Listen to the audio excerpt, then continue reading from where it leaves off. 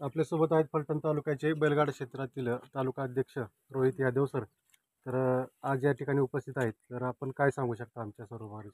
आज अखिल भारतीय बैलगाडी संघटना व फलटण तालुक्याच्या वतीने मी एवढं सांगतो की कमी वेळात बैलगाडी क्षेत्र एक जागतिक लेवलला नेण्याचं काम रणजित सरांनी केलं होतं. एक हसतमुख व्यक्तिमत्व व दिलदार व्यक्तिमत्व म्हणून रणजित सरांना परिचय होता.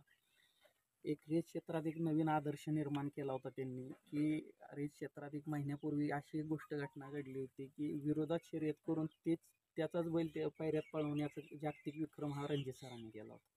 की बैलगाडी क्षेत्रात मैत्री कशी असावी हे एक त्यांनी केलं होतं. बैलगाडी क्षेत्राला भरपूर काही गोष्टी त्यांनी दिलेल्या आहेत.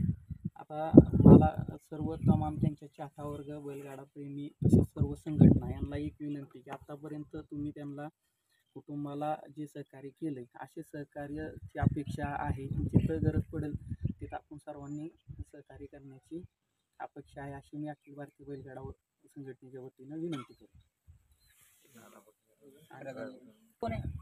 अखिल भारतीय बैलगाडी संघटनेच्या वतीनं मी त्यांना